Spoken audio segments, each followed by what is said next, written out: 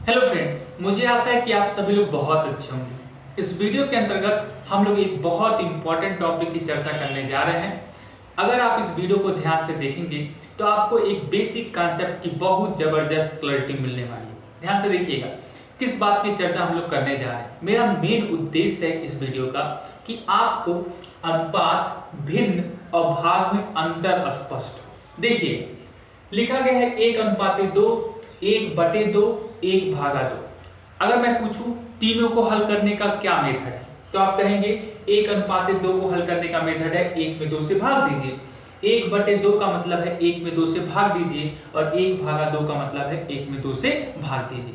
तीनों को हल करने का एक ही मेथड है, और वो है 1/2 से भाग करना। इसका मतलब क्या तीनों चीजें एक ही चीज है? भाग देना? बिल्कुल नहीं। तीनों को हल करने का मेथड एक है भाग विधि से, लेकिन तीनों अलग अलग चीजें हैं। अब हम देखते हैं तीनों का में अंतर क्या है। देखिए, सबसे पहले हम जानते हैं रेशियो क्या होता है। देखिए, यदि मैं आपको बोलूं कि एक क्लास में लड़कों और लड़कियों का जो अनुपात है वो 1:2 है। इसका मतलब ये है क्या कि एक क्लास में एक लड़का है और 2 लड़कियां हैं? बिल्कुल नहीं। इसका मतलब ये है कि यदि एक क्लास में एक लड़का बैठा है तो 2 लड़कियां बैठी, और यदि 5 लड़के हैं तो कितनी लड़कियां हो गई? 10। इसका मतलब ये अननोन को, अज्ञात को पता करने का एक मेथड है। यदि मैं आपको अनुपात बता दूं कि देखो लड़कों और लड़कियों का अनुपात 1:2 है, और मैं आपको लड़कों की संख्या बता दूं, तो क्या आप लड़कियों की संख्या बता सकते हैं? देखिए, मैं देता हूं हिंट कि एक क्लास में लड़कों और लड़कियों का अनुपात है 1:2। अब यदि एक क्लास में लड़कों की संख्या है 10, तो लड़कियों की संख्या बताइए तो जल्दी से। 1:2 अनुपात है, मतलब दुगनी लड़कियां हैं, तो लड़कियों की संख्या कितनी हो जाएगी? 20।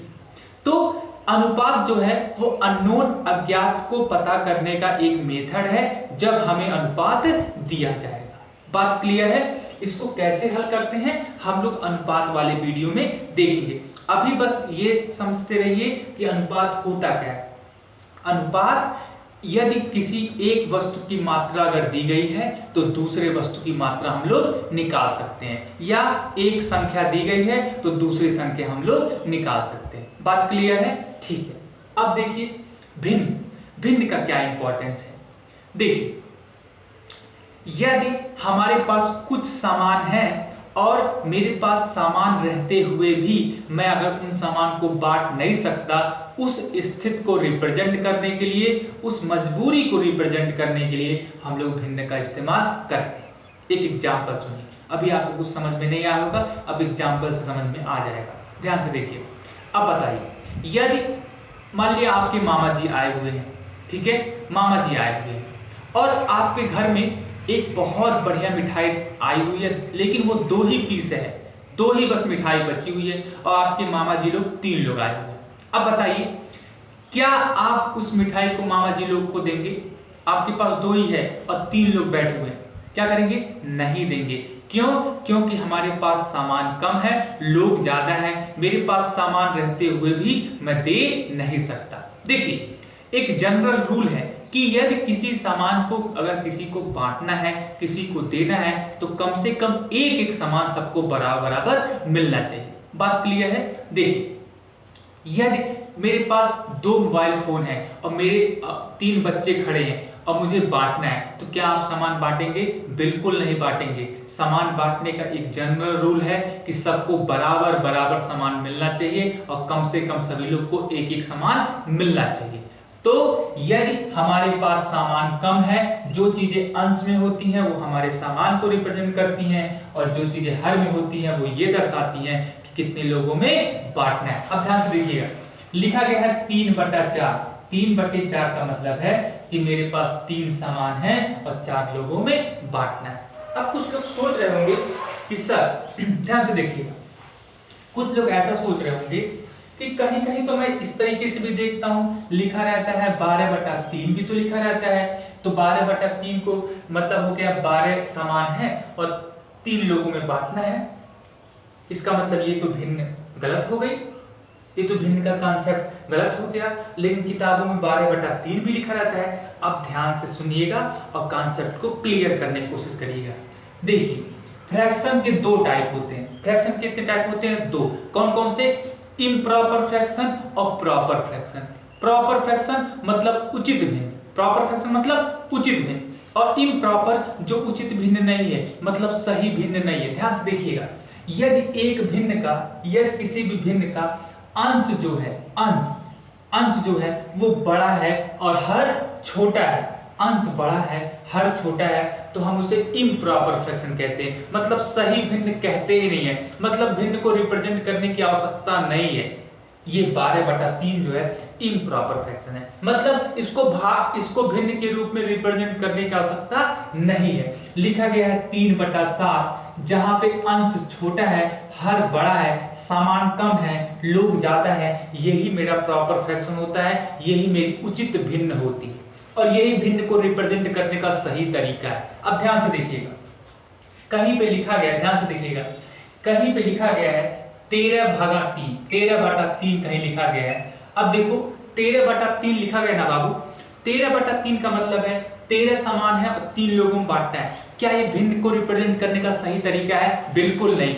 भिन्न तब आएगा यदि हमारे पास सामान कम हो जाए और लोग ज्यादा हो जाए। सामान रहते हुए भी मैं बांट नहीं सकता, इस स्थिति को रिप्रेजेंट करने के लिए भिन्न आया है। ये तो भिन्न दर्शाने के लिए थोड़ा ना आया है, ये तो इम्प्रॉपर फ्रैक्शन है, मतलब से सही भिन्न नहीं है। तो सही भिन्न को अगर कोई गलत भिन्न है तो उसको सही भिन्न में बनाने का तरीका क्या है? मतलब इम्प्रॉपर फ्रैक्शन को प्रॉपर फ्रैक्शन में बनाने का तरीका क्या है? ध्यान से देखिएगा, अगर हमारे पास सामान है, बताओ तुम्हारे पास 13 सामान है, 3 लोगों में बांटना है, क्या तुम नहीं बांट सकते हो?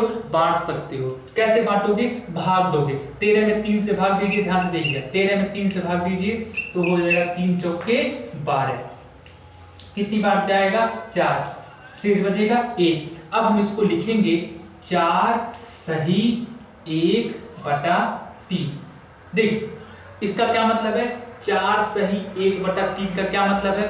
मतलब यदि 13 सामान है, 3 लोगों में बांटना है, तो 4 सामान पूरा सभी लोगों में बट जाएगा, एक सामान शेष, देखो इसको कहते हैं शेष कहते हैं ना, तो एक सामान शेष बच जाएगा और उसको कितने लोगों में बांटना है? 3 लोगों में बांटना है। अब सुनो, अगर तुम्हारे पास 13 सामान है, अब तुम बांट के देखो कैसे बांटोगे। सभी लोग को 4 सामान पूरा दे दोगे, एक सामान बच जाएगा, उस पे किसका अधिकार है? तीनों लोग का अधिकार है। वही दर्शा रहा है 4 सही 1/3। 1 मतलब एक बच गया है, इसी कहते हैं शेष।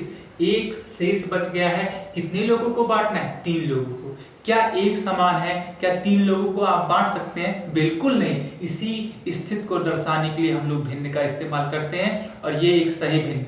बात क्लियर है? ठीक। अब देखिए, ये है 1/2। 1/2 इसका क्या मतलब है? देखिए, भाग का इस्तेमाल क्यों करते हैं? भाग का इस्तेमाल हम लोग करते हैं यदि हमारे पास कोई सामान है और उनको कुछ लोगों में बांटना है, और उस सामान को बराबर लोगों में बांटना है, उस स्थिति को रिप्रेजेंट करने के लिए हम लोग किसका इस्तेमाल करेंगे? हम लोग भाग का इस्तेमाल करेंगे। तीनों में बहुत जबरदस्त क्लैरिटी आपकी होनी चाहिए। कौन कौन सी? सबसे पहले अनुपात, दूसरा भिन्न, और तीसरा भाग। भाग का इस्तेमाल हमेशा हम लोग करेंगे किस लिए? किसी भी सामान को बराबर लोगों में बांटने के लिए। जैसे एक एग्जांपल देता हूं, मान लिया आप लोग 4 भाई बहन हैं, ठीक है, और आपके पिताजी ने एक पैकेट बिस्किट लाया। अब सोचिए, मान लिया पिताजी ने बिस्किट का पैकेट आपको दे दिया, आप कैसे बांटे? अपने तीनों भाई बहन को एक एक बिस्किट दे दिए, बाकी सारा बिस्किट आपने ले लिया। अब बताइए इसका रिजल्ट क्या होगा? इसका रिजल्ट होगा भयंकर युद्ध। क्या ये सामान को बांटने का सही तरीका है? बिल्कुल नहीं। सामान को बांटने का सही तरीका है कि सभी लोग को बराबर सामान मिलना चाहिए। तो यदि आपके पिताजी ने 20 बिस्किट लाया है और इसको 4 लोगों में बांटना है, तो इसको लिखेंगे 20/4 और भाग देंगे 4×5 = 20। इसका मतलब हो गया कि सभी लोग को 5-5 बिस्किट मिलेगा, 5-5 बिस्किट मिलेगा और एक भी बिस्किट शेष नहीं बचेगा। समझ में आ गया? तो अनुपात ये दर्शाता है कि एक वस्तु के सापेक्ष में दूसरे की मात्रा कितनी होगी। भिन्न ये दर्शाता है कि यदि हमारे पास सामान कम है, लोग ज्यादा हैं, तो उस स्थिति में हमारे पास मजबूरी है, लाचारी है, और उस स्थिति में सामान रहते हुए भी हम सामान को नहीं बांट सकते।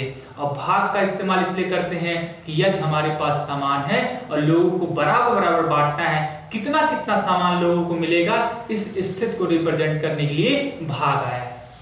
यहीं पर ध्यान सुनिएगा, यहीं पर अगर ये 21 रहता तो यहाँ पे शेष बच जाता 1। तो इसका मतलब क्या है कि यदि 21 बिस्कुट थे तो सभी लोग को 5-5 बिस्कुट मिलेगा और 1 बिस्कुट क्या हो जाएगा, शेष बच जाएगा। इसीलिए भाग में तो यहाँ पे शेष लिखते हैं, रिमाइंडर लिखते हैं। क्लैरिटी बिल्कुल मिली आपको? बिल्कुल। अब अगले वाले वीडियो में हम लोग देखेंगे डेसिमल का कॉन्सेप्ट, दशमलव कॉन्सेप्ट। बहुत बहुत धन्यवाद।